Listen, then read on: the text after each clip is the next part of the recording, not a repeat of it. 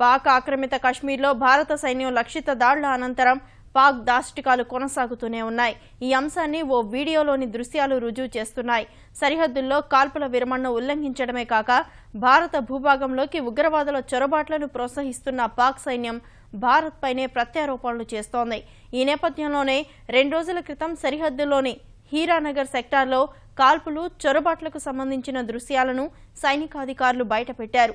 పాక్ జవాన్లు భారత సైన్యంపై కాల్పులు ప్రారంభించి ఆ గందరగోళంలోనే ఉగ్రవాదులను భారత్లోకి పంపుతోంది. కాల్పులతో వెంటనే అప్రమత్తమవుతోన్న భారత బలగాలు పాక్తో పాటు ఉగ్రవాదులను ఎదుర్కొంటున్నారు. అందుకు సంబంధించిన దృశ్యాలనే బీఎస్ఎఫ్ విడుదల చేసింది.